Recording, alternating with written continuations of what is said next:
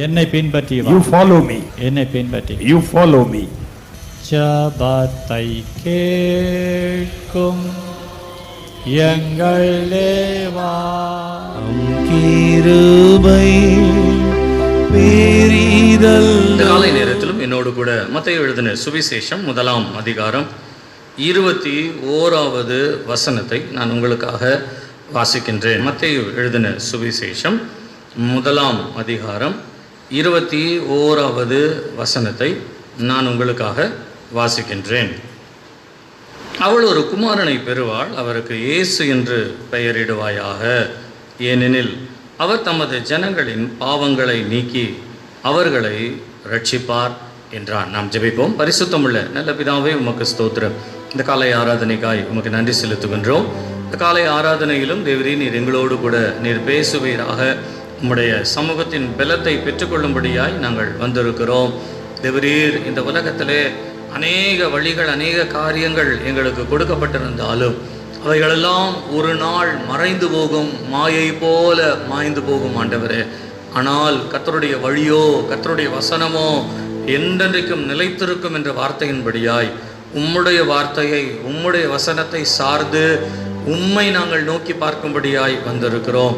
அவர்கள் அவரை நோக்கி பார்த்து பிரகாசம் அடைந்தார்கள், அவர்களுடைய முகங்கள் வெட்கப்பட்டு போகவில்லை என்ற வார்த்தையின்படியாய் கர்த்தாவே, உம்மை நோக்கி பார்க்கும்படியாய் வந்திருக்கிற பிள்ளைகளுடைய முகங்கள் வெட்கப்பட்டு போகாதபடிக்கு தெய்வமே நீர் கிருபை செய்து நீர் பலப்படுத்தி நடத்துவீராக.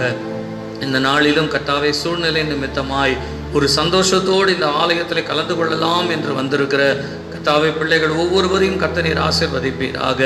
வர முடியாமல் குடும்ப சூழ்நிலைகளினாலே நெருக்கப்பட்டு கர்த்தாவே தொடர்ந்து வர முடியாமல் சூழ்நிலை நிமித்தமாய் தாமதித்து வருகிற ஒவ்வொருடைய வாழ்க்கையிலும் தேவரீ ஒரு பெரிய மாற்றத்தை, அதிசயத்தை செய்து குடும்பமாய் தேவ சமூகத்தில் வந்து ஆராதிக்க கர்த்தர் நீர் இரக்கம் செய்யும்படியாய் உம்முடைய கரத்துக்கு ஒப்புக் கொடுக்கிறேன். உம்முடைய வசனத்தினால் எங்களை திருப்தியாக்கும், உம்முடைய வார்த்தையினால் எங்களை பலப்படுத்தும். இயேசுவின் நாமத்தில் பிதாவே, ஆமென். கர்த்தருடைய நாமம் மகிமைப்படுவதாக. கடந்த வாரத்திலே நாம் இயேசு என்கின்ற ஒரு தலைப்பின் கீழாக வேத வசனங்களை கவனிக்கலாம் என்று நாம் ஆரம்பித்தோம். கடந்த மாதங்களிலே ஜூன் மாதம், ஜூலை மாதத்திலே நாம் பெந்தேகோஸ்தே என்றால் என்ன என்பதை குறித்து ஒரு 8 வாரங்கள் 8 பகுதியாய் நாம் கவனித்தது உங்களுக்கு ஞாபகம் இருக்கும் என்று நினைக்கின்றேன். அதை போலவே இந்த நாட்களிலே நாம் தியானிக்க வேண்டும் என்று சொல்லி நான் என்னுடைய மனதிலே நான் சிந்திக்கும் பொழுது ஆண்டவர் இயேசு என்கின்ற ஒரு தலைப்பை எனக்கு கொடுத்தார். நான் எதற்காக இயேசு என்ற ஒரு தலைப்பை எடுத்தேன் என்று சொன்னால், நாம் எல்லாரும் கிறிஸ்துவை பின்பற்றுகிறவர்கள் தான், கிறிஸ்தவர்கள் தான். ஆனால் நிறைய பேருக்கு கிறிஸ்து யாருன்னே தெரியாமல் பின்பற்றுறாங்க. That's all. யாருன்னே தெரியலை. கிறிஸ்தவம் என்று சொல்லப்படுவதை ஏதோ ஒரு வழிமுறையாக எல்லாரும் பின்பற்றுவதை போல நமக்கு ஒரு வழி இருக்கிறது என்று நாம் போகிறோமே ஒழிய, நான் பெந்தேகோஸ்தே நாளை பற்றி எடுக்கும் பொழுது சொன்னேன், எல்லா சபைகளுக்கும் முதல் வந்தது பெந்தேகோஸ்தே சபை. ஆனால் அந்த முதல்துவத்தினுடைய ஆழம் தெரியாததுனால தான் இன்றைக்கு பெந்தேகோஸ்தே சபை சீரற்றவைகளாய் போய்விட்டது. அதே போல சொல்லுகிறேன், கிறிஸ்துவை பின்பற்றுகிற நாம் கிறிஸ்துவை அறியாமல் நம்முடைய பின்பற்றுதலிலே ஒரு நிறைவை பெற்றுக்கொள்ள முடியாது என்பதற்காக இயேசு என்கின்ற ஒரு தலைப்பின் கீழாக நாம் கடந்த வாரத்திலே நாம் ஆரம்பித்தோம். கர்த்தருக்கு சித்தமானால் அதை ஒவ்வொரு வாரமும் நாம் கவனிக்கலாம், நாம் அதை தொடர்ந்து பார்க்கலாம். இயேசு என்று பெயரிடுவாயாக. நான் கடந்த வாரத்திலே உங்களுக்கு சொன்னேன், ஒரு அறிமுக, ஒரு ஆரம்ப செய்தியாக இயேசு என்று சொல்லப்படுகிறவர் அல்லது நம்முடைய ஆண்டவராகிய இயேசு கிறிஸ்து யார் என்று சொன்னால், முதலாவது ஒரு வம்ச வரலாறை உடையவர். He have his own genealogy. இரண்டாவதாக அவர் எந்த வழிமுறையிலே விண்ணகத்திலிருந்து வந்தார் என்கின்ற ஒரு வழிமுறை உண்டு, ஜெனட்டிக். மூன்றாவதாக அவருடைய வாழ்க்கை இந்த உலகத்திலே சொல்லப்படுகிற அவதாரங்கள் என்று சொல்லப்படுகிற எல்லாவற்றை பார்க்கிலும் ஒரு வித்தியாசமான ஒரு வாழ்க்கை என்று சொல்லி நான் கடந்த வாரத்திலே உங்களுக்கு சொன்னேன். ஜென்யூனிட்டி, 3 காரியங்களை நான் சொன்னேன். வம்ச வரலாறு, ஜீனியாலஜி.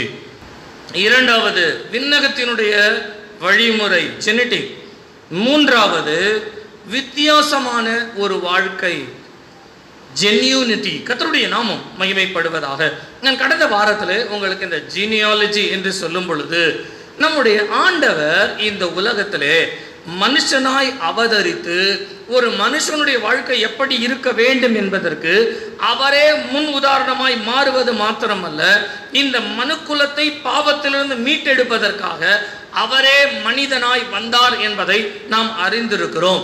அவர் வந்தார் என்று சொன்னால் அவருக்கென்று ஒரு வம்ச வரலாறு இருக்கிறது.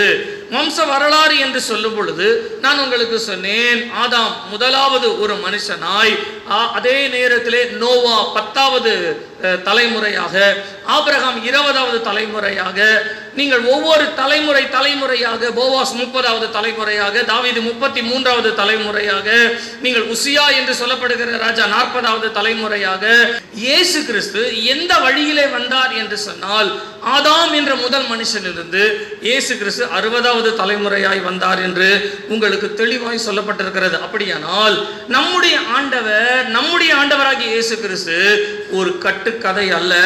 இந்த உலகத்திலே மனிதர்கள் எப்படி வந்தார்களோ அதே போல வந்த ஒரு வம்சத்தினுடைய தலைமுறை இருக்கிறது. நான் சொல்லுகிறேன், நாம் கூட சில நேரங்களிலே நம்முடைய தாத்தா பேர் வரைக்கும் சொல்லலாம், தாத்தாவுடைய தாத்தா பேர் வரைக்கும் சொல்லலாம், அதுக்கு முன்னால் யார் இருந்தாங்கன்னு தெரியாது. ஆனால் நீங்களும் நானும் ஆராதிக்கிற தேவன் கட்டுக்கதை அல்ல என்பதற்காகவே அவருடைய வம்ச வரலாறை வேதம் நமக்கு ஒரு ஆதாரமாய் வைத்திருக்கிறது. அல்லேலூயா, அல்லேலூயா. அதே தேவன் இந்த உலகத்திலே வாழும் பொழுது அவருடைய வாழ்க்கை எப்படி உலகத்திலே ஒரு வரலாறாய் மாறினது என்பதை பற்றி ஒரு ஆரம்பத்தை நான் உங்களுக்கு சொன்னேன். அந்த ஆரம்பத்திலிருந்து நான் உங்களுக்கு திரும்பவுமாக இந்த நாளுக்குரிய செய்திக்குள்ளே நான் வருகிறேனே. நம்முடைய ஆண்டவரை பற்றி நீங்கள் வேதத்திலே வாசிப்பீர்களானால் நிறைய காரியங்களை அவருடைய வம்ச வரலாறு அடிப்படையாய் வைத்து சொல்லலாம். அதிலே நான் ஒரு 5 காரியங்களை மாத்திரம் நான் எடுக்கிறேன். முதலாவதாக நீங்கள் மத்தேயு எழுதின சுவிசேஷம் 2ஆம் அதிகாரம் முதல் 2 வசனங்களை நீங்கள் வாசிப்பீர்கள் என்று சொன்னால், அவருடைய நட்சத்திரத்தை நாங்கள் கண்டோம் என்று சாஸ்திரிகள் சொல்லுகிறார்கள். அப்படியானால் வான சாஸ்திரிகள், வானளாவிய காரியங்களை ஆராய்ந்து பார்க்கிறவர்கள் ஒரு நாளிலே கிழக்கிலே ஒரு நட்சத்திரத்தை கண்டார்களாம். இந்த கிழக்கு நட்சத்திரம் என்று சொல்லப்படுகிற இந்த நட்சத்திரம் என்ன அடையாளம் என்று சொன்னால், பழைய ஏற்பாட்டு காலத்தின்படி ஒரு ராஜா இந்த உலகத்தில் பிறக்கிறார் என்று சொன்னால் கிழக்கிலே ஒரு நட்சத்திரம் உண்டாகுமாய், ஒரு ஆளுகை செய்கிறவர், ஒரு ஆளுகைக்குரிய தலைமைக்குரிய ஒருவர் பிறப்பார் என்று சொன்னால் கிழக்கிலே ஒரு நட்சத்திரம் வருமாம். இது பழைய ஏற்பாட்டு காலத்தினுடைய வழிமுறையாய் இருக்கிறபடியினாலே இயேசு பிறக்கும் பொழுது கிழக்கிலே ஒரு நட்சத்திரம், கிழக்கிலே நட்சத்திரம் என்று சொல்லும் பொழுது கிழக்கிலிருந்து சாஸ்திரிகள் அதை கண்டு ஒரு ராஜா பிறந்திருக்கிறார் என்று சொல்லி வந்தார்களாம். நான் இதை சரித்திரத்திலே வாசிக்கும் பொழுது வேதத்திலே இதே போல ஒரு மனுஷனுக்கு ஒரு பிள்ளை பிறந்ததாம். அதிக வயதுள்ள ஒரு சூழ்நிலையிலே ஒரு பிள்ளை பிறந்ததாம். அந்த பிள்ளை பிறக்கும் பொழுது அந்த மனிதன் ஒரு பெரிய ராஜாங்கத்தினுடைய பிரதானிகளிலே ஒருவனாய் இருந்தவனாம். அப்படி பிரதானிகளிலே ஒருவனாய் இருந்த அந்த மனுஷனுக்கு ஒரு பிள்ளை பிறந்தது என்று சொல்லி, தன்னுடைய வயதான காலத்திலே பிறந்தது என்று சொல்லி தன்னுடைய பிரதானிகள் மற்ற எல்லாருக்கும் ஒரு பெரிய விருந்தை அவன் வைத்தானாம். அப்பொழுது அங்கே இருந்த வான சாஸ்திரிகளிலே ஒருவர் சொன்னாராம், உன்னுடைய பிள்ளை பிறக்கிற நாளிலே கிழக்கிலே நான் ஒரு நட்சத்திரத்தை கண்டேன். ஆகையினாலே நீ உன்னுடைய பிள்ளையை சாதாரணமாக எடுத்துக்கொள்ளாதே, இந்த ராஜ்யங்களை பார்க்கிலும் ஒரு பெரிய பலத்தவனாய் அவன் மாறுவான் என்பதை மனதிலே வைத்துக்கொள் என்று சொல்லும் பொழுது அங்கே இருக்கிறவர்களா சொன்னாங்களா, நம்ம ராஜாவை காட்டிலும் இவன் பெரிய ராஜா ஆயிடுவானா அப்படின்ட்டு. அப்போ உடனே அது ராஜாவுக்கு போயிருச்சு அந்த நியூஸ். ராஜாவுக்கு போன உடனே அவருக்கு வந்தது ஒரு கோபம். உடனே கூப்பிட்டாராம் அந்த மனுஷனை, கூப்பிட்டு உன் பிள்ளையை கொன்று போடு, ஏனென்றால் என்னுடைய ராஜ்யத்தை பார்க்கிலும் ஒரு பெரிய ஜனமாய் மாறுவான் என்று சொல்லுகிறார்கள், இவன் ஒரு பெரிய ராஜாவா மாறக்கூடாது, ஆகையினாலே அவனை கொன்று போடு என்று சொல்லும் பொழுது இந்த மனுஷன் என்ன பண்ணுவானா, தன் வீட்டில் உள்ள வேலைக்காரிகளில் இடத்தில் இருக்கிற ஒரு பிள்ளையை கொண்டு வந்து தான் பிள்ளைன்னு சொல்லி கொண்டுட்டு தாம் பிள்ளையை கொண்டு போய் ஒரு நல்ல தேவ மனுஷனுடைய வீட்டிலே அடைத்து விட்டு 50வது வயதிலே அவனை திரும்ப கொண்டு வருவானாம். கொண்டு வரும் பொழுது அவன் தேவனை பற்றி எல்லாவற்றையும் அறிந்திருக்கிறபடியினால் இவனை எப்படியாகிலும் பாதுகாக்க வேண்டும் என்பதற்காகவே நீங்கள் ஆதியாகமம் 11ஆம் அதிகாரத்தில் வாசிப்பீர்களானால், தேராகு தன்னுடைய குமாரர்களையும் குமாரத்திகளையும் அழைத்து கொண்டு அவன் கானான் தேசத்திற்கு புறப்பட்டான் என்று சொல்லப்படுகிறது. தேராகுக்கு பிறந்த ஆபிரகாம் யார் என்று சொன்னால், கிழக்கிலே நட்சத்திரம் உண்டாகும்படியாய் இந்த உலகத்திற்கு அடையாளமாய் மாறின ஒரு மனுஷன். சரித்திரத்தில் இருக்கிறதை தான் நான் உங்களுக்கு சொல்லுகிறேன்.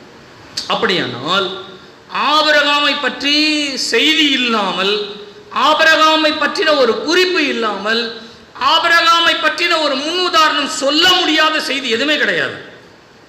அப்படிப்பட்ட ஒரு அடையாளமாய் ஆபிரகாம் இந்த உலகத்திலே வாழ்ந்தார். அதே அடையாளத்தை இயேசு உறுதிப்படுத்தினார். இன்றைக்கு அதே ஆண்டவர் நம்மை பார்த்து சொல்லுகிறார், நீங்களும் இந்த உலகத்திற்கு அடையாளமாக இருக்கும் பொருட்டு இந்த உலகத்திலே எந்தெந்த வான சாஸ்திரங்கள் இருக்கிறதோ எல்லா சாஸ்திரங்களிலும் ஒரு ராஜாவாய் பிறந்தவர் இருக்கிறார், வந்தார், வாழ்ந்தார் என்பதற்கு அடையாளம் ஒருவேளை இந்த உலகத்திலே மறைப்பதற்கு நிறைய பேர் இருக்கலாம். ஆனால் வான சாஸ்திரங்கள் சொல்லுகிறது, ஒரு ராஜா ஒருத்தர் பிறந்தார், இந்த உலகத்திலே வாழ்ந்தார், இந்த உலகத்திலே வாழ்ந்தவர் உயிரோடு கூட மரித்து உயிரோடு கூட எழுந்தார் என்று சொல்லப்படுகிறது. அல்லேலூயா. நம்முடைய தேவன் சரித்திரபூர்வமானவர். He is not just a fairy tale. ஏதோ கட்டுக்கதைகள் சொல்லுகிற, ஏதோ 4 பேர் சேர்ந்து எழுதி வைத்துவிட்டு அவர் இந்த பெத்லகேமிலே பிறந்தார், இந்த ஊரில் பிறந்தார் என்று ஊர்களையும் நாடுகளையும் சூழ்நிலைகளையும் தங்களுக்கு ஏற்ற மாதிரி சாதகமாய் செய்து கொண்டு காவிய கதைகள் என்று தமிழிலே சொல்லப்படுகிற காவிய கதை நாயகன் கிடையாது நம்முடைய ஆண்டவர். நம்முடைய ஆண்டவர் சரித்திர புருஷன். ஆமென் சொல்லுங்க, சத்தமா சொல்லுங்க. அல்லேலூயா. பொய்ய பேசுறவங்களே தைரியமா இந்த உலகத்தில் நடக்கிறாங்கன்னா, உண்மையை பேசுறவங்க இன்னும் தைரியமா நம்ம நடக்கணும். ஆமென் சொல்லுங்க. ஆனால் உண்மையை சில நேரத்தில் மறைக்கிறதுக்கு தான் பெரிய பிரச்சனை வரும் உலகத்தில். எது உண்மையோ அதை சொல்லவே முடியாது, எது பொய்யோ அதை பற்றி நிறைய சொல்லலாம். கர்த்தருடைய நாமம் மகிமைப்படுவதாக. நம்முடைய ஆண்டவர் ஒரு சரித்திரத்தினுடைய நாயகன், சரித்திரத்தினால் நிரூபிக்கப்பட்டவர் என்பதை குறித்து நான் உங்களுக்கு கிறிஸ்துவுக்கு முன் கிறிஸ்துவுக்கு பின் என்ற காரியங்கள் எல்லாவற்றையும் கடந்த வாரத்திலே நான் உங்களுக்கு முதல் குறிப்பிலே சொன்னது உங்களுக்கு ஞாபகம் இருக்கும். முதலாவது, அவரை பற்றின ஒரு அடையாளம் சரித்திரத்திலே இருக்கிறது. இரண்டாவது, நீங்கள் மத்தேயு 2ஆம் அதிகாரம் 11வது வசனத்தை நீங்கள் வாசிப்பீர்களானால், மத்தேயு 2ஆம் அதிகாரம் 11வது வசனத்தை யாராயிலும் வாசிங்க. அவர்கள் அந்த வீட்டுக்குள் பிரவேசித்து பிள்ளையையும் அதன் தாயாகிய மரியாளையும் கண்டு சாஷ்டாங்கமாய் விழுந்து அதை பணிந்து கொண்டு போதும். கர்த்தருடைய நாமம் மகிமைப்படுவதாக. நீங்கள் இயேசு கிறிஸ்துவனுடைய நாட்களிலே அல்லது இயேசு கிறிஸ்து ஒரு சரித்திர புருஷன் என்று சொல்லுவதற்கு நான் இரண்டாவது ஒரு குறிப்பை சொல்லுகிறேனே. இயேசு கிறிஸ்துவை பணிந்து கொண்டார்கள் என்று வருகிறது. இந்த பணிந்து கொண்டார்கள், தொழுது கொண்டார்கள் அப்படின்னு சொன்ன உடனே நமக்கு ஒரு வசனம் ஒன்று ஞாபகம் வரும், டக்குன்னு ஞாபகம் வரும். என்ன ஞாபகம்னா, இந்த ஆதியாகமத்தில் ஒரு மனுஷன் பிறக்கும் பொழுது அப்பொழுது கர்த்தருடைய நாமத்தை தொழுது கொண்டார்கள். யாரும் சொல்லுங்க பார்க்கலாம். Enos. Very good, very good. Enos பிறந்த பொழுது ஆதியாகமம் 4ஆம் அதிகாரம் 26வது வசனம் சொல்லுகிறது, சேத்துக்கு ஒரு குமாரன் பிறந்தான், அவனுக்கு ஏனோஸ் என்று பெயரிட்டான். அப்பொழுது மனுஷர் கர்த்தருடைய நாமத்தை தொழுது கொள்ள ஆரம்பித்தார்கள். ஏனோஸ் பிறந்த பொழுது மனிதர்கள் எல்லாம் என்ன பண்ணாங்களாம், கர்த்தருடைய நாமத்தை தொழுது கொள்ள. அப்படின்னா எல்லாரும் ஜெபம் பண்ண ஆரம்பித்தாங்க. அப்படி வச்சுக்கோமே, எல்லாரும் வந்து ஆராதனைக்கு வர ஆரம்பித்தாங்க. அப்படி எடுத்துக்கோ, நமக்கு புரிஞ்சுக்கிற மாதிரி நம்ம எடுத்துக்கோம். சரிங்களா? நம்ம வாசிக்கும் போது இத்தனை வருஷ காலங்களாக இதை வாசிக்கும் பொழுது இப்படி தான் நாம் வாசித்து வந்தோம். ஏனோஸ் பிறந்த பொழுது கர்த்தருடைய நாமத்தை தொழுது கொண்டார்கள். நான் சொல்கிறத மெதுவாக கவனிச்சுக்கிட்டே வாங்க. நான் சொல்கிறது ஒருவேளை பைபிளுக்கு விரோதமாக இருக்கிற மாதிரி பாஸ்டர் பேசுகிறாரே அப்படின்னு உங்களுக்கு தோணும். இந்த வசனத்தில் சொல்லப்படுகிறது, ஏனோஸ் பிறந்த பொழுது மனிதர்கள் கர்த்தருடைய நாமத்தை தொழுது கொள்ள ஆரம்பித்தார்கள் என்று சொல்லப்படுகிறது. அப்படியானால் ஆதாம் தேவனை தொழுது கொள்ளவில்லையா? அதற்கு அவனுக்கு பிறந்த சேத் ஆண்டவரை தொழுது கொள்ளவில்லையா?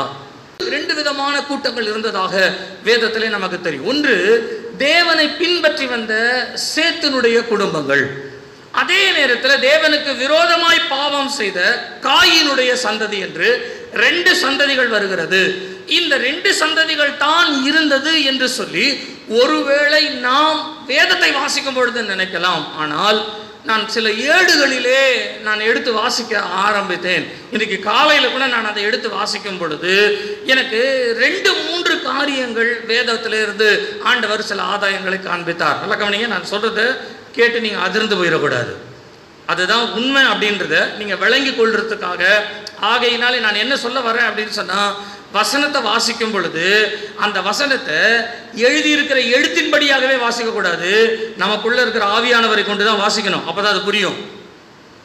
இல்லைன்னா உலகத்தில் எழுதப்பட்ட எழுத்தினுடைய அர்த்தத்தின்படியே நம்ம கவனிக்க வேண்டியது இருக்கும்.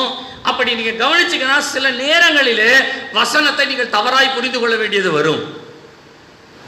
வேத வசனம் தான், ஆனால் அவைகள் நமக்கு தமிழ் மொழியிலே கொடுக்கப்பட்டிருக்கிறபடியினால் இந்த தமிழ் மொழி கூட கரெக்டா நமக்கு இருக்குதான்றத நமக்குள்ள இருக்கிற ஆவியானவருடைய உதவியோடு கூட நம்ம வாசித்தோம்னா, ஆவியானவர் சில நேரங்களில் இந்த வசனம் எழுதியிருக்கிற வழிமுறை இதுதான்பா, நீ இதை தவறா புரிந்து கொள்ளாத என்று சொல்லத்தக்கதாய் நமக்குள்ளே ஆவியானவர் போதிப்பார். அந்த போதனையை தான் இன்றைக்கு நான் ஒரு வசனத்தை, நான் இதை போல நிறைய வசனங்கள் நான் உங்களுக்கு சொல்லுவேன். இன்றைக்கு ஒரு ஆரம்பமாக ஒரு வசனத்தை நான் உங்களுக்கு சொன்னேன். 4ஆம் அதிகாரம் 26வது வசனம் சொல்லுகிறது, மனிதர்கள் அல்லது வேதத்திலே மனுஷர் கர்த்தருடைய நாமத்தை தொழுது கொள்ள ஆரம்பித்தார்கள் என்று சொன்ன உடனே நாம் நினைக்கிற நினைவு என்னவென்றால், கர்த்தருடைய தொழுது கொள்ளுதல் உடனே நம்ம ஆண்டவர் கிட்ட போய் அப்ப ஆண்டவர் அப்பதான் அவங்க ஆராதிக்க ஆரம்பிக்கிறாங்க நம்ம நினைக்கிறோம். கிடையாது. இதற்கு முன்பாகவே ஆதாம் ஆராதித்து தான் இருந்தார், சேத்தும் ஆராதித்தார். சேத்துடைய சந்ததிகள் ஆராதித்தபடியினாலே தான் சேத்து பரிசுத்த சந்ததி என்றும் காயினுடைய சந்ததி தேவனுக்கு விரோதமான சந்ததி என்றும் 2 சந்ததிகளாய் பிரிந்ததை நாம் வாசிக்கிறோம். அப்போ சேத்துடைய சந்ததி, சேத்து எல்லாமே தேவனை ஆராதித்து தான் வருகிறார்கள். ஆனால் ஏனோஸ் பிறந்த உடனே கர்த்தரை ஆராதித்தார்கள். அப்ப அதுக்கு முன்னால் ஆராதிக்கிற மாதிரி தானே இருக்கு. உண்மை அப்படி இல்லை. சபையாரே கவனிங்க, குழம்பிடாதீங்க. நான் குழப்பத்திற்காக சொல்லவில்லை. வேத வசனத்தை படிக்கும் பொழுது ஆவியானவர் நம்முடைய உணர்த்துதல் நமக்கு கொடுக்கிறாரான்றதுக்காக நான் உங்களுக்கு சொல்லுகிறேன். கவனிங்க, இந்த ஏனோசுனுடைய காலங்களிலே என்ன நடந்தது அப்படின்றத இந்த வசனத்தை வைத்தே நான் உங்களுக்கு சொல்லுகிறேனே. நான் அந்த வசனத்தை வாசிக்கிறேன், கவனிங்களேன். சேத்து ஒரு குமாரன் பிறந்தான், அவனுக்கு ஏனோஸ் என்று பெயரிட்டான். அப்பொழுது மனுஷர் கர்த்தருடைய நாமத்தை தொழுது கொள்ள ஆரம்பித்தார்கள். இந்த வார்த்தையை அப்படியே வச்சுக்கோங்க. கர்த்தருடைய நாமத்தை அப்படின்னு சொன்னா மனிதர்களாகிய நாம் கர்த்தருடைய நாமத்தை தொழுது கொள்ள ஆரம்பித்தார்கள், அப்படி தானே வருது. ஆனா இதனுடைய உள்ள இருக்கிற அர்த்தம் என்ன அப்படின்னு சொன்னா, மனிதர்கள் கர்த்தருடைய நாமம் யெகோவா என்கின்ற ஒரு நாமத்தை தங்களுக்கு தரித்து கொண்டு மனித தெய்வங்களாய் வாழ்ந்து மனிதர்கள் தங்களை தொழுது கொள்ள வேண்டும் என்கின்ற ஒரு தவறான வழி ஏனோசுடைய காலத்தில் தான் உண்டானது. மனுஷர் கர்த்தருடைய நாமத்தை தொழுது கொள்ள ஆரம்பித்தார்கள். இந்த வசனம் ஆக்சுவலா எப்படி இருந்திருக்கணும் நம்ம புரிஞ்சுக்கணும் அப்படின்னு சொன்னா, வசனம் தவறல, ஆவியானவருடைய கற்றுக் கொடுத்தல் நமக்கு இருந்தால் நம்ம அதை புரிந்து கொள்வோம். இது எப்படி வருது அப்படின்னு சொன்னா, அந்த நாட்களிலே மனுஷர்கள் யெகோவா என்னும் தேவனுடைய நாமத்தை தங்களுக்கு தரித்து கொண்டு தாங்கள் தான் யெகோவா தேவனுடைய பிள்ளைகள் என்று சொல்லி, அல்லது தாங்கள் தான் யெகோவா தெய்வத்தினுடைய ஆவிய உடையவர்கள் என்று சொல்லி யெகோவா தேவனை நேரடியாய் வழிபடுகிற வழிபாட்டை தாங்கள் பெற்றுக்கொள்ள வேண்டும் என்பதற்காக தங்களை யெகோவா தேவனுடைய ஆவிய உடையவர்கள் என்று சொல்லி அவர்கள் எல்லாரும் யெகோவா தேவனுடைய குட்டி கடவுளாய் மாறிவிட்டார்கள். சிம்பிளா சொன்னா, இந்த குட்டி கடவுளாய் மாறின பின்பு நிறைய பேர் என்ன பண்ணாங்கன்னா, விக்கிரகங்கள் என்ற ஒரு காரியங்களை அப்பொழுதுதான் ஆரம்பிக்க விக்கிரகங்களை வழிபட ஆரம்பித்தார்கள். எப்படி இந்த விக்கிரகம் வந்ததுன்னு சொன்னா, இது எப்படி வருது, ஏன் இது தெய்வம் சொல்றாங்க, ஏன் தங்களை தெய்வம் சொன்ன உடனே ஏத்துக்குவாங்களா மற்றவங்க? நான் ஒரு தெய்வம் சொன்ன உடனே ஏத்துக்குவாங்களா? அது எப்படி தெய்வமா ஏத்துக்கிறது? நீங்க இந்திய தேசத்துல பாலாசி லாரி அப்படின்னு சொல்லப்படுற ஒருத்தர் இருந்தார். அவரால் செய்யப்படாத அற்புதம் எதுவுமே இல்லை என்று சொல்லத்தக்கதாய் மரித்தோரையும் உயிரோடு கூட எழுப்பினாராம். இவர் மரித்தோரை உயிரோட கூட எழுப்பிட்டு ஆண்டவர் என்னோட இருக்கிறார் சொல்லி ஒரு நாள் குறித்தாராம். இந்த நாள்ல ஆண்டவருடைய 2ஆம் வருகை இருக்க போகிறது என்று சொல்லி உலகம் முழுவதும் பிரகடனப்படுத்தி உலகத்தில் இருக்கிறவங்க எல்லாம் சொத்து பணம் பெயர் எல்லாத்தையும் வித்து எல்லாம் முடிச்சு நேர இவரை தேடி வந்துட்டாங்களாம். மலைக்கு மேல நின்று அவர் சொன்னாராம், நான் தான் அந்த இயேசு அப்படின்ட்டு மலையில இருந்து கீழே வந்து செத்து பண்ணாராம். சரிங்களா? அப்போ நான் தான் இயேசு சொல்லுவதற்கு ஏதோ சில வழிமுறை அவர்கிட்ட இருந்தது. என்னன்னா, அற்புதம் செய்தார், செத்தவங்களை உயிரோடு எழுப்பினார். இதெல்லாம் ஆண்டவர் இல்லாமல் யார்ப்பா செய்ய முடியும் அப்படின்ற அளவிற்கு ஒரு தேவனுடைய செயலை தன்னிடத்தில் வாங்கி கொண்டு அந்த செயல் தன்னிடத்தில் பெருக பெருக என்ன ஆகுதுன்னா தன்னையே தெய்வமாய் மாற்றி கொண்டார்கள். அப்ப இதே போல உங்களுக்கு ஆதியாகமத்தில் நீங்க வாசிக்கும் பொழுது இந்த தெய்வத்தினுடைய தன்மை என்று சொல்லப்படுகிற ஒரு காரியம் பழைய ஏற்பாட்டு காலத்தில் உண்டு. கவனிங்க, நான் கதை சொல்கிற மாதிரியே இருக்கும். சரிங்களா? நீங்கள் கதை கேட்குற மாதிரி கேட்டு போயிடக்கூடாது. அதுக்குள்ளே இருக்கிறத நீங்கள் மனசில் வச்சுக்கோங்க. ஆதியாகமத்தை வாசிக்கும் பொழுதெல்லாம் சில இடங்களில் கேள்விகள் வரும் பொழுதெல்லாம் இதெல்லாம் ஞாபகப்படுத்தி கொள்றதுக்காக நான் சொல்லுகிறேன். கவனிங்க, ஆதாம் என்ற ஒரு மனுஷன் இருந்தான். இந்த ஆதாம் யார் என்று சொன்னால் ஆண்டவரை நேரடியாய் பார்த்த ஒரு மனுஷன், நேரடியாய் பேசின ஒரு மனுஷன். ஆனால் ஒரு காலகட்டத்திலே ஒரு கீழ்ப்படியாமையினாலே தள்ளப்பட்டபடியினாலே இந்த ஆதாம் என்ன பண்ணாராம், தோட்டத்தை விட்டு வெளியிலே துரத்தப்பட்டார். அதை எப்படி சொல்ல, தேவ சமூகத்தை விட்டு துரத்தப்பட்டார். இந்த துரத்தப்படும் பொழுது அவர் இருந்த நித்திய வாழ்க்கை ஆகிய ஏதேன் தோட்டம் என்ற நித்திய வாழ்க்கையிலிருந்து மனுஷனுக்குரிய வாழ்க்கைக்கு, சாவுக்குரிய வாழ்க்கைக்கு வெளியிலே வரும் பொழுது 2 காரியங்களை தேவன் அவனுடைய கரத்திலே பரிதாபப்பட்டு தேவன் கொடுத்து அனுப்பினாராம். என்ன அப்படின்னு சொன்னா, ஒன்று, அவனுக்கு தோல் உடை வஸ்திரத்தை தரித்து அனுப்பினார். 2வது, ஏதேன் தோட்டத்திலே இருந்த ஒரு மரத்தினுடைய கிளை, அந்த கிளையை தடியாய் அவனுடைய கரத்திலே கொடுத்து அனுப்பினார். நீங்க பழைய ஏற்பாடு காலத்தில் வாசிங்கன்னா எல்லாரும் கையில் தடி வச்சிருக்கிறத பார்த்துருக்கீங்களா? எப்படி வந்தது அப்படின்னா இதுதான் வழிமுறை. சரி, இப்போ வெளியில வரும் பொழுது இந்த ஆதாமுக்குள்ள, நான் கடந்த வாரம் சொன்னேன், இந்த ஆதாமுக்குள்ள ஒரு சிந்தை எப்பவுமே இருந்துகிட்டே இருக்கும். அவன் கஷ்டப்பட்டு விதைக்கும் பொழுது யோசித்திருப்பான், ஏதேன் தோட்டத்தில் எப்படி இருந்தோம். அவங்க மனைவி வருவாங்க, அவங்களுக்கு குழந்தை பிறக்கிற நேரத்தில் அவங்க வேதனைப்படும் பொழுது, சரி ஏதேன் தோட்டத்தில் இந்த வேதனை இல்லாமல் இருந்தோம்ல. அவன் ஒவ்வொரு பயிரிடும் பொழுது பிள்ளைகளுடைய வாழ்க்கை, காயின் ஆவேலை கொன்று போட்ட உடனே அந்த கொலை என்று வரும் பொழுது எப்படி இருக்கும். 2 பிள்ளைங்க வீட்டில் சண்டை போட்டுக்கிறாங்கன்னா எப்படி இருக்கும். சின்ன பிள்ளைங்களா இருந்தால் பரவாயில்ல, வாலிப பிள்ளைகளா இருக்கிறவங்க 2 பேர் அடிச்சுக்கிறாங்க வீட்டில், என்ன பண்ணுவீங்க? அப்போ நம்முடைய வேதனை எப்படி இருக்கும் அப்படின்றது ஆதாமுக்கும் தெரியும். இந்த வேதனைகள் உள்ள வாழ்க்கையிலே தான் ஒரு பெரிய தவறு செய்து விட்டோம் என்பதை ஆதாம் நினைக்காமல் இருந்திருக்க மாட்டார். ஆகையினாலே ஆதாம் என்ன பண்ணுவார்னா, ஒவ்வொரு முறையும் தேவ சமூகத்தில் போய் நிற்கணும், உட்காரணும் அப்படின்னு சொல்லும் பொழுது அவர் தேவன் கொடுத்த அந்த தோல் வஸ்திரத்தை தரித்து கொண்டு, தேவன் கொடுத்த அந்த கோலை கையில் வைத்து கொண்டு ஒரு மேட்டின் மேல் ஏறி அந்த மேடுகளின் மேல் மணல் குவியலோ அல்லது கற்குவியலோ ஏதோ ஒரு குவியலின் மேல் உட்கார்ந்து தேவனை நோக்கி அவர் கூப்பிடுவாராம். இதுதான் இந்த காலத்தில் யோகான்றாங்க, வேற ஒன்றும் இல்லை. சரிங்களா? தேவனை நோக்கி கூப்பிடுவார், ஆண்டவரே. அப்பொழுது அவர் தேவனுடைய சிந்தை உடையவராய் மாறும் பொழுது தேவன் கொடுத்த வஸ்திரமும் தேவன் கொடுத்த அதிகார கோலம் தன்னுடைய கரத்தில் இருக்கிறபடியினாலே தேவனை நோக்கி கூப்பிடும் பொழுது ஆண்டவர் ஆதாமோடு கூட பேசுவாராம். இப்படிதான் ஆதாம் தேவனை பற்றின காரியத்தை தன் பிள்ளைகளுக்கு போதித்து வழி நடத்தினார். இப்ப இந்த ஆதாம் இறந்து போயிட்டார், செத்து போயிட்டார். ஆதாம் செத்து போன பிறகு இப்ப தேவனுடைய வார்த்தையை நமக்கு யார் கொடுப்பது? தேவனுடைய வழிமுறைகளை நமக்கு யார் சொல்லுவது? அப்படி யார் சொல்லுவார் என்று சொன்னால், நான் நினைக்கிறேன் ஆதாமுக்கு அடுத்தது சேத், அதுக்கு அடுத்தது ஏனோஸ், இப்படி எல்லாம் லைனா வந்திருக்கும்.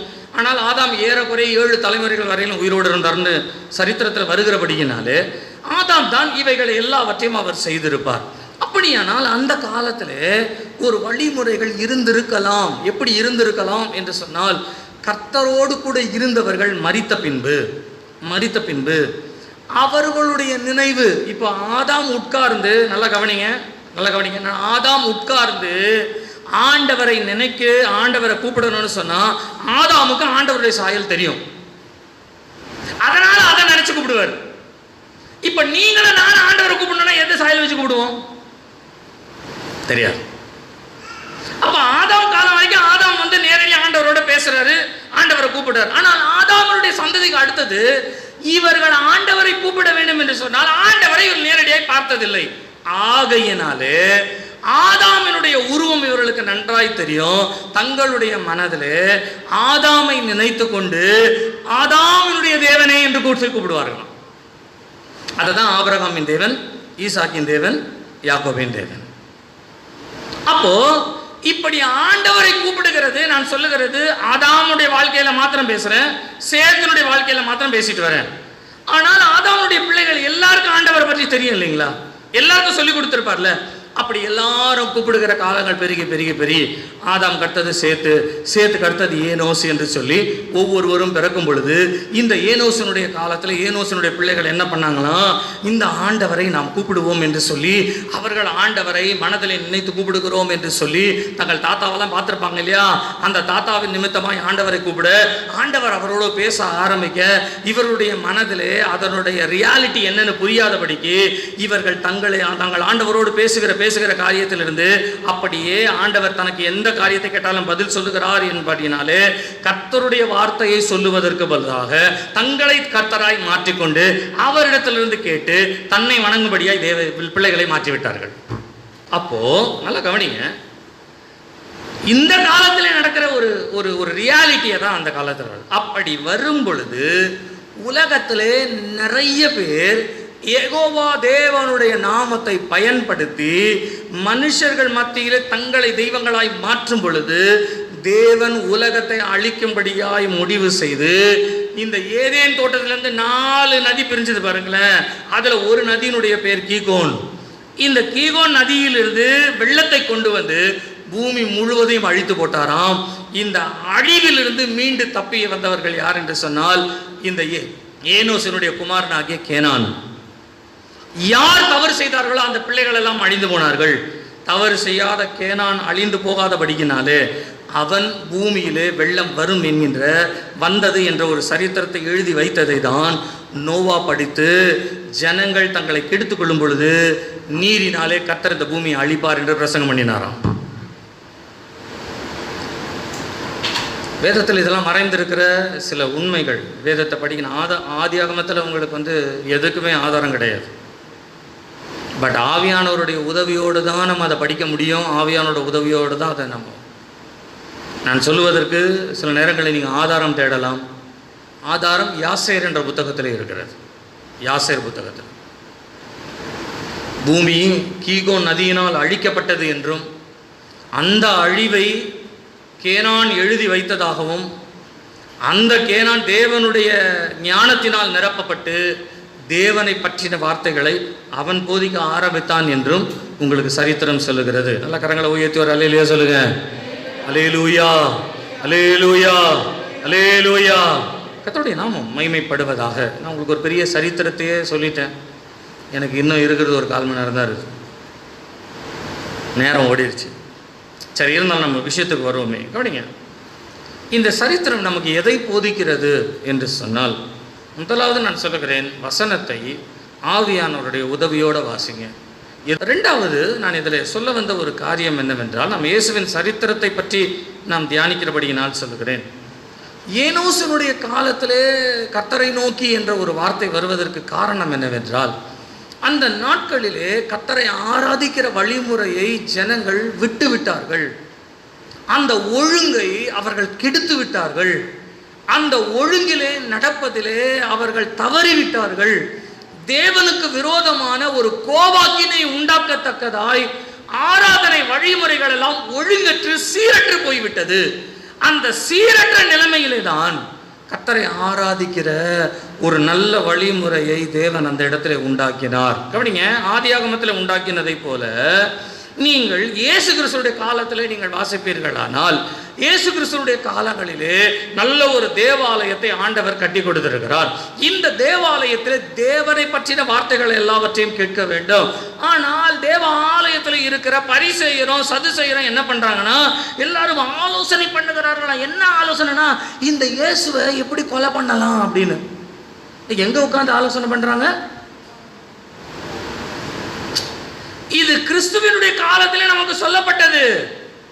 ஆனால் இதற்கு முன்பாக தீர்க்கதரிசிகளை எல்லாவரையும் கொன்று போடுவதற்கு இவர்கள் ஆலோசனை பண்ணின இடம் எதுன்னு சொன்னா ஆலயம். ஏன்னா யாருமே வரமாட்டாங்க, யாருமே இஷ்டத்துக்கு வருது இஷ்டத்துக்கு போறதெல்லாம் கிடையாது. இந்த ஆலயத்துல வேற சாலமோன் கட்டி வச்சுட்டு போன மாதிரியே மாதிரிகள் செய்யும் பொழுது எல்லாத்துக்கும் ஒரு ஆலயம், பிரதான ஆசாரியனுக்கு ஒரு ஆலயம், சங்கத்தாருக்கு ஒரு ஆலயம் என்று எல்லாத்துக்கும் ஒரு இடம் இருக்குது ஆலயத்துக்குள்ள. அப்ப இந்த இடத்துக்குள்ள யாரும் வெளியால் வர முடியாதுன்றதுனால இவனுக்குள்ள ஆலோசனை பண்றாங்க. என்னன்னா, இந்த மனுஷன் எப்பொழுதும் நமக்கு விரோதமாய் இருக்கிறான், ஆகையினாலே இவனை எப்படி ஆகிலும் கொன்று போட வேண்டும். இந்த எசபேல் ஒருத்தரை கொண்டு போறதுக்கு ஐடியா கொடுத்தா தெரியுங்களா உங்களுக்கு? அந்த ஐடியாலாம் பண்ணுவான். அப்போ தேவனை ஆராதிக்கிற வழிமுறையை கற்றுக் கொடுக்க வேண்டியவர்கள் தேவனுக்கு விரோதமான கொலைபாதகர்களாய் மாறுகிறார்கள். ஆராதனை முறைகள் மாறுகிறது, ஆராதனை ஒழுங்குகள் மாறுகிறது, ஆராதனுடைய உண்மைத்துவம் மாறுகிறது. இவைகள் எல்லாம் மாறினபடியினாலே இவைகளிலிருந்து மீட்டெடுப்பதற்காக இயேசு கிறிஸ்து இந்த உலகத்திற்கு வந்தார். அவர் வந்த பொழுது நடந்த சம்பவம் சொல்லுகிறது, ஞானிகள் அவரை பணிந்து கொண்டார்கள். அல்லேலூயா, அல்லேலூயா.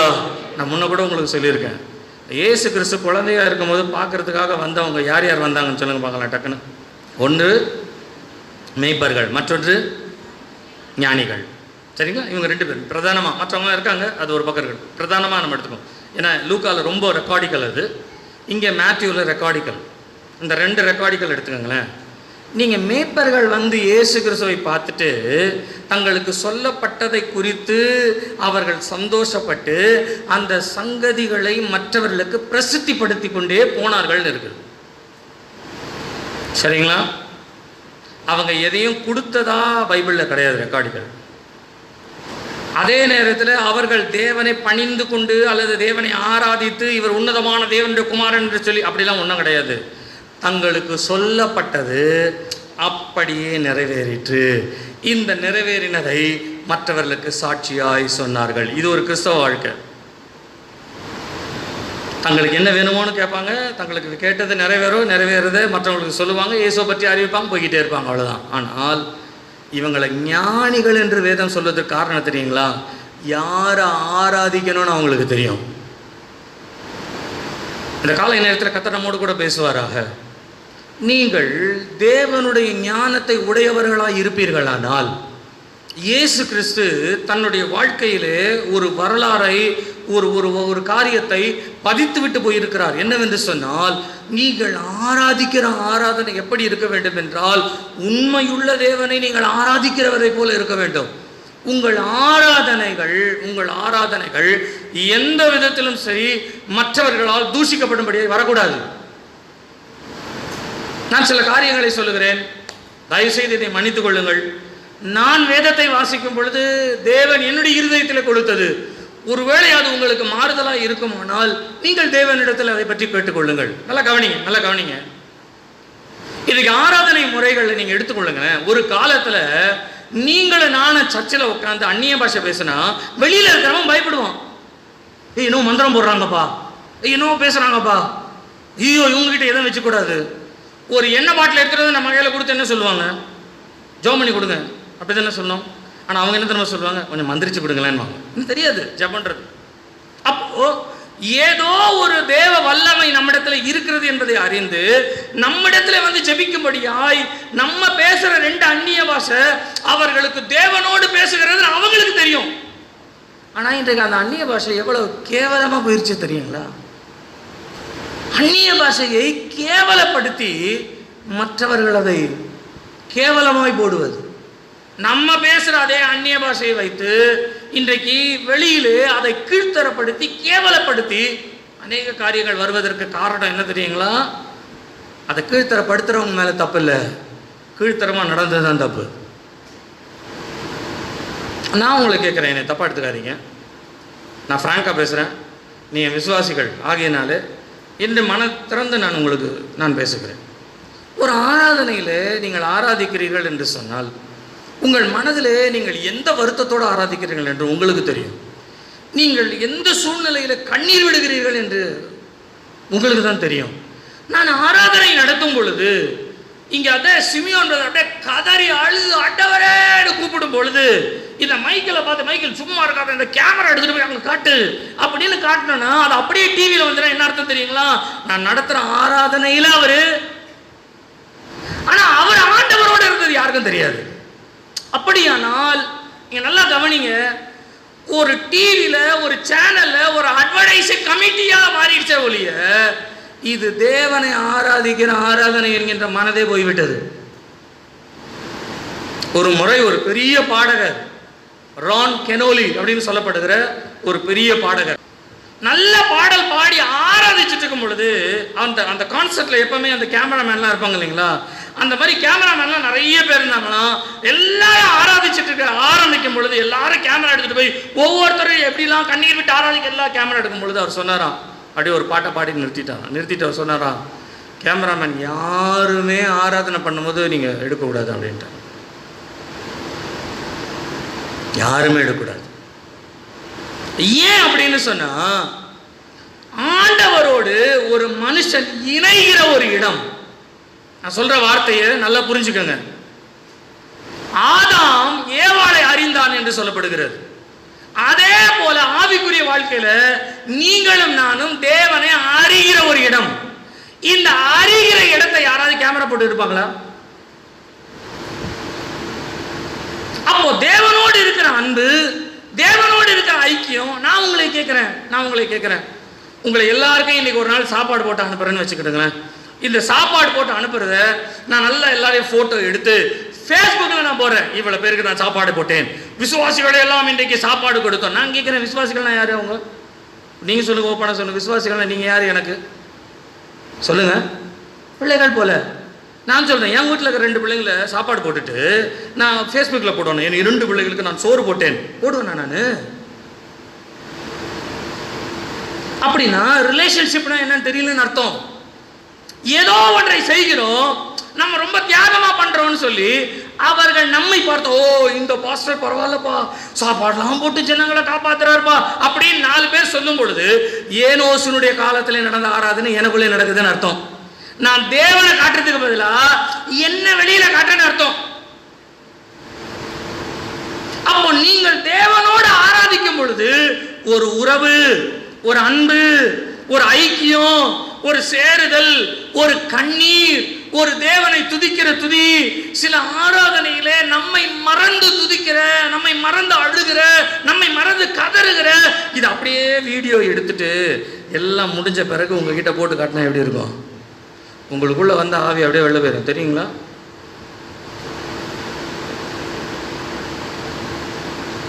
நான் எதற்காக இதை சொல்லுகிறேன் என்றால், நீங்களும் நானும் ஆராதிக்கிற ஆராதனை எப்படி என்றால், யாரோ ஒருவர் நமக்கு சொல்லுகிறார் நாம் செய்ய வேண்டும், ஏதோ ஒரு சபைக்கு வந்துவிட்டோம் ஆகியனால ஆராதிக்க வேண்டாம் இல்ல. ஒரு புருஷன் மனைவி பிள்ளைகள் என்கின்ற உறவு எப்படி குடும்பத்தை வளர்கிறதோ அதே போல தேவனோடு நம்முடைய உறவை வளர்த்துக் கொள்வதுதான் ஆராதனை. இந்த ஆராதனை மற்றவர்களுக்காய் வருவதல்ல, நமக்குள்ளேயே வரணும், நமக்குள்ளேயே இருக்கணும்.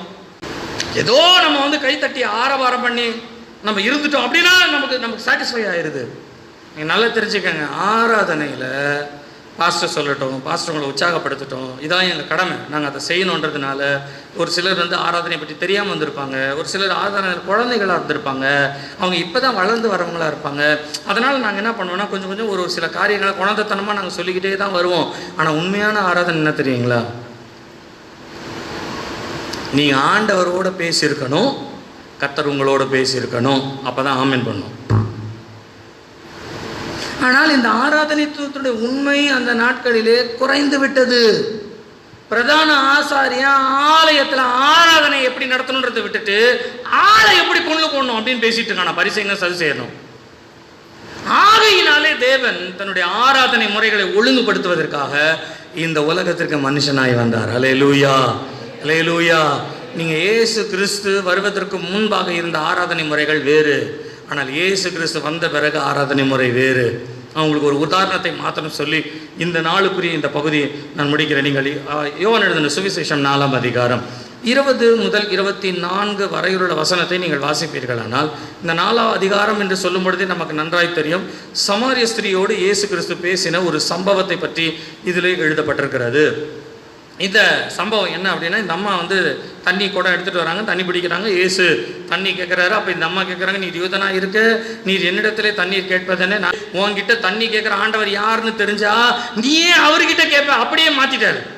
அப்போ அவள் கேட்குற, உங்களிடத்துல தண்ணி குடமோ இல்லை, தண்ணி எடுக்கிறதுக்கு வழியே இல்லை, எதுவுமே இல்லாமல் எப்படி நீ தண்ணீர் கொடுப்பீர்னோன்னு அவர் சொல்கிறார், நான் உனக்கு ஜீவ தண்ணீரை கொடுப்பேன்.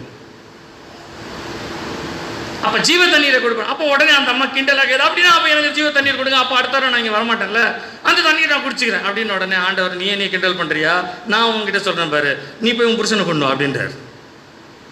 அப்படியே பயானு முழிக்குது, என்ன சொல்கிறதுன்னு தெரியல. என்னம்மா என்னையே பார்த்துட்டு இருக்க, போய் புருஷனை கூட்டா. நம்ம பாஷையில் அப்படி வச்சுக்கோமே, ஏன் இங்கே நின்றுருக்க, போவோம் போய் கூட்டம். அது மெதுவாக சொல்லுது, இல்லை எனக்கு புருஷன் இல்லை அப்படின்னோடனே நம்ம ஆண்டவர் ரொம்ப சூப்பராக சொல்கிறார், எனக்கு தெரியும், உனக்கு 5 புருஷன் இருந்தார் ஏற்கனவே, எல்லாம் போயிட்டாங்க, இப்போ ஒருத்தருக்கு நான் புருஷன், அவன் புருஷன் இல்லை தான், அது நீ சொன்னது கரெக்டாக, அவனுக்கு புருஷன் இல்லை.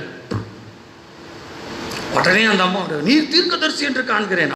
அப்போ இந்த அம்மா வந்து அவர் இடத்துல உடனே அந்த சாப்டரை மாத்துறாங்க. நீங்க இந்த 4ஆம் அதிகாரத்தில் வாசிக்கும் பொழுது பாருங்களேன், எங்கள் பிதாக்கள் இந்த மலையிலே தொழுது கொண்டு வந்தார்கள். அப்படியே சாப்டர் மாறுது பாருங்களேன்.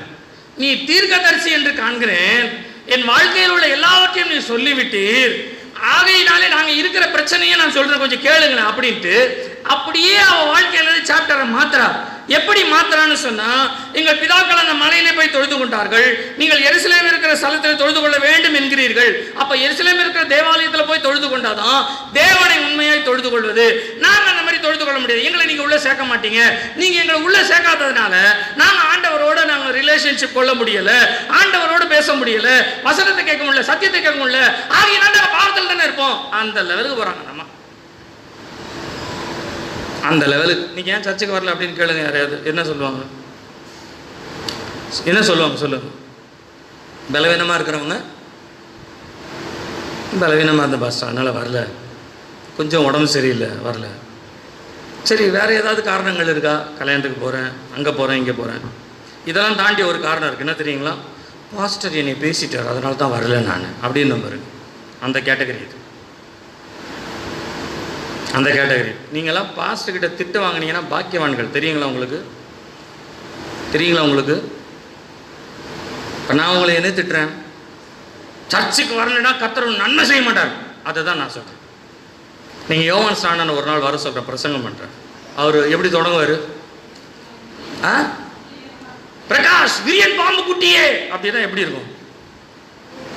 அவ்வளோதான் பிரகாஷ். அடுத்த வாரம் நேராக வெங்கடேஷ் போனோன்னு ஃபோன் பண்ணிடுவோம், பத்தியா பிரகாஷ் நான் சொன்னல பாஸ் பண்ணி, சும்மா விட மாட்டார், கொண்டுருவார். அங்கேருந்து ராஜேஷ் வந்து சொல்லுவான், நான் அப்போவே சொன்னனே பிரகாஷ், நீ தான் கேட்கல, பத்தியா உன் பேரை சொல்லிட்டார், விரியன் பாம்பு குட்டி. யோவான் சாணை கொடுத்தா அப்படி பண்ணுவார்.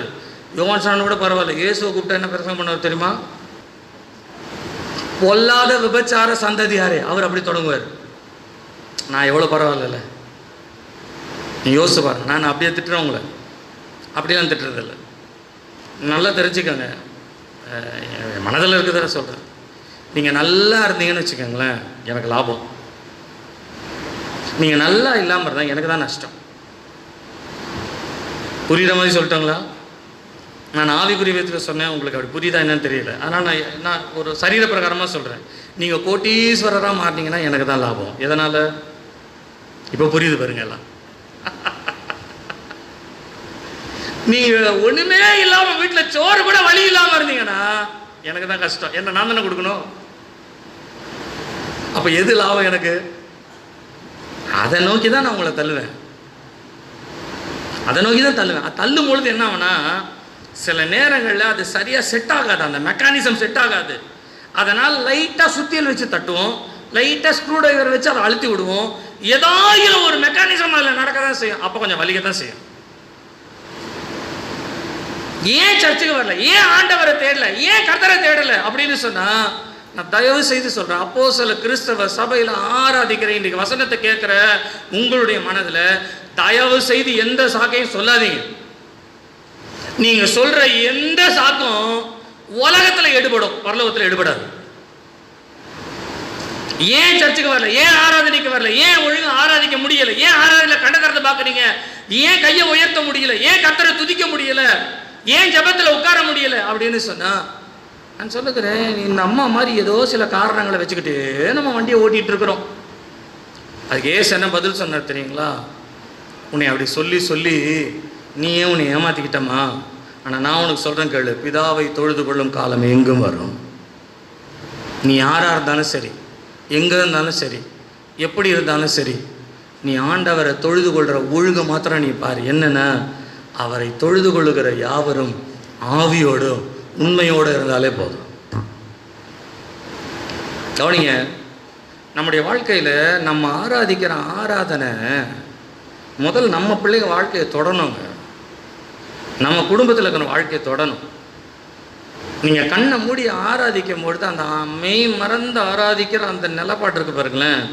அந்த நேரத்தில் நீங்கள் பாருங்களேன், சின்ன பிள்ளைங்களாம் சர்ச்சில் அப்படியே வாயை பார்த்துக்கிட்டே இருக்கும், அப்படியே பார்த்துக்கிட்டே இருக்கும். சில நேரத்தில் அந்த அந்த ஆராதனையில் தாய் அழுத உடனே பிள்ளைங்க சேர்ந்து அழுவும். நான் பார்த்துருக்கேன், அதனால் சொல்கிறேன். அதுவும் அழுவும், குடும்பத்தார் அழுவாங்க. சில நேரங்கள் நான் சொல்கிறேன், நீங்கள் தப்பாக எடுத்துக்காதீங்க, என்னோட அனுபவத்தில் நான் சொல்கிறேன்.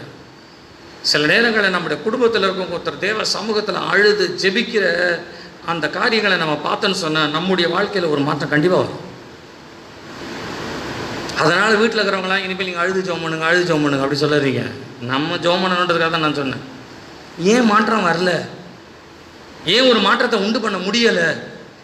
ஏன் குடும்பத்தில் இது வரைக்கும் மாறுதல் வரமாட்டேன்து? நான் சொல்கிறேன், முழங்கால் போட்டு தேவ சமூகத்தில் நின்று நீங்கள் கண்ணீர் விட்டு அழுத உங்கள் வீட்டில் இருக்கிற உங்கள் பையன் கேட்கட்டும், உங்கள் ஹஸ்பண்ட் கேட்கட்டும், உங்கள் ஒய்ஃப் கேட்கட்டும், உங்கள் குடும்பத்தில் இருக்கிறவங்க கேட்கட்டும், மாறுதல் வருதா இல்லையான்னு நீங்கள் பாருங்கள். மாறுதல் வருதான்னு பாருங்கள். வரும். ஏன் அப்படின்னா, உங்களுடைய உண்மையான தொழுது கொள்ளுதல், உங்களுடைய உண்மையான ஆராதனை உங்கள் குடும்பத்தை மாற்றுவதற்கு வல்லமை உள்ளது. அதை தான் இயேசு நிரூபிச்சுட்டு போனார் சரித்திரமா. எங்கேயோ இருந்து வந்த ஞானிகள், சாஸ்திரிகள், யாரென ஞானிகள், அவர்கள் வானலாவிய காரியங்கள், ராஜாக்களை கூப்பிட்டு ஆலோசனை கேட்கிற ஒரு பெரிய ஆட்கள், இன்னைக்கு யார் காலடி அந்த பிள்ளையினுடைய முன்பாய் விழுந்து சாஷ்டாங்கமாய் விழுந்து பணிந்து கொண்டார்கள் வருதுன்னு சொன்னா, நான் சொல்லுகிறேன், நீங்க ஆராதிக்கிற ஆராதனையை பார்த்து இந்த உலகத்தில் இருக்கிற மனுஷர்கள் தேவனுக்கு முன்பாய் சாஷ்டாங்கமா வந்து விழணும். ஆனால் இன்றைக்கு ஆராதனைகள் வேடிக்கையாய் போய்விட்டது, விளம்பரங்களாய் போய்விட்டது, வேதனையாய் மாறிவிட்டது. பாட்டு எழுதுறவங்களாம் இஷ்டத்துக்கு பாட்டை எழுதிக்கிட்டே இருக்காங்க, நம்மள இஷ்டத்துக்கு கேட்டுக்கிட்டே இருக்கோம். கேட்டுட்டே தூரம் போயிட்டோம். தூரம் போன பிறகு தெரியுது எந்த இடத்துலேருந்து வந்தோம் நமக்கே தெரியல. இப்போ நான் அடிக்கடி சொல்லியிருக்கேன் சபையாருக்கு, நீங்கள் எந்த பாட்டு பாடுறீங்களோ அதை எழுதுனவங்களுடைய சாட்சி என்ன. ஒரு தனிப்பட்ட அந்தரங்க வாழ்க்கை எப்படியோ அது கர்த்தர் பார்த்துக்கிட்டோம், அது அவங்களுக்கு ஆண்டவர் இருக்கும். ஆனால் ஒரு வெளிப்படையான சாட்சி இருக்கணும், ஒரு வெளிப்பிரகாரமான ஒரு சாட்சி உண்டாகணும்.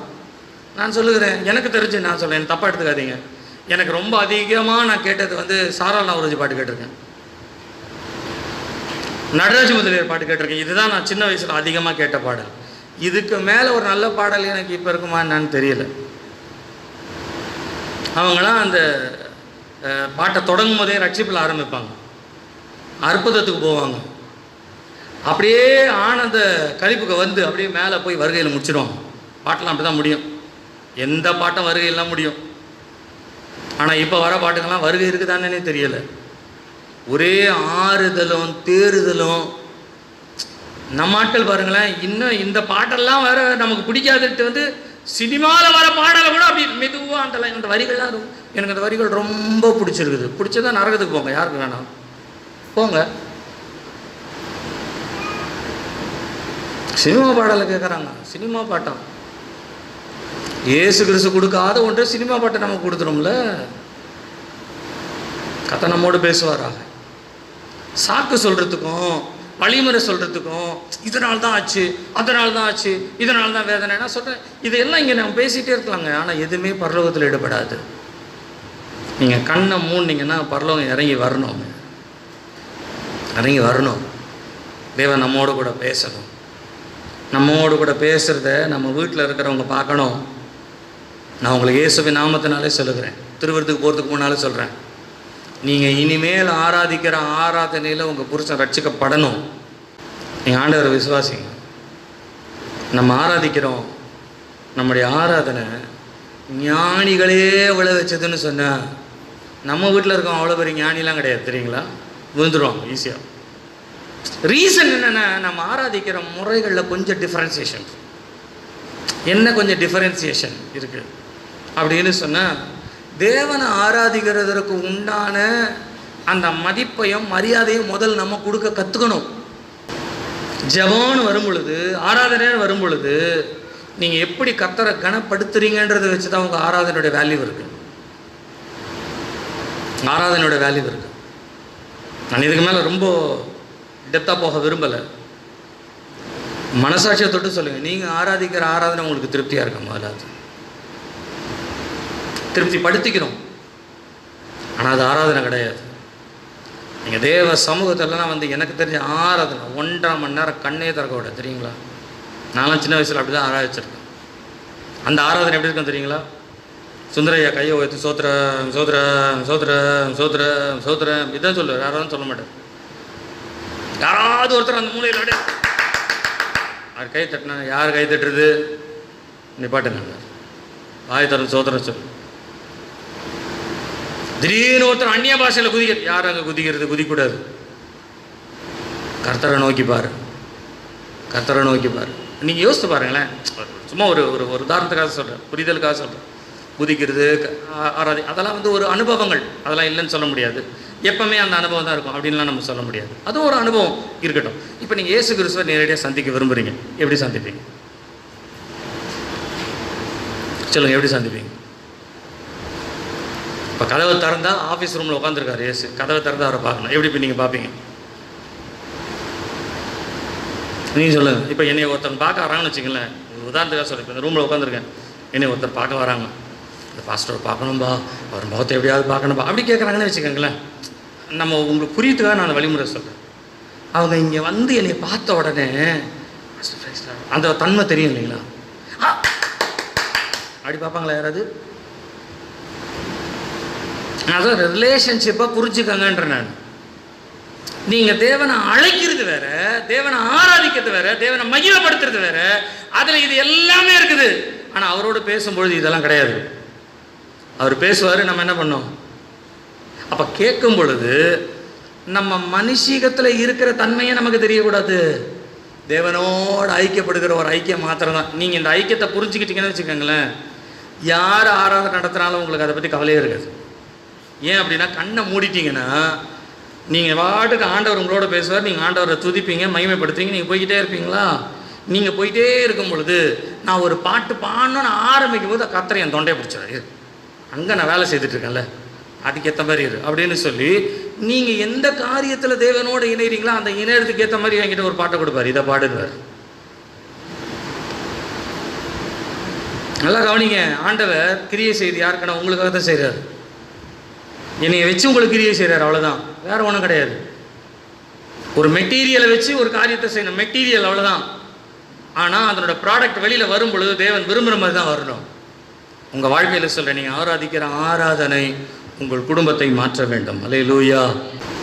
If you follow Jesus properly, நீங்கள் இயேசுவை சரியாய் பின்பற்றுவீர்களானால், if you want to close to Jesus, இயேசுவோடு கூட நெருங்க வேண்டும் நீங்கள் என்று நினைப்பீர்களானால், நான் சொல்ல, நீங்கள் நெருங்க நெருங்க நெருங்க உங்கள் குடும்பத்தில் இருக்கிற சூழ்நிலைகள் எல்லாம் ஒரு மாதிரி ஃப்ரீயாகிட்டே போகும்.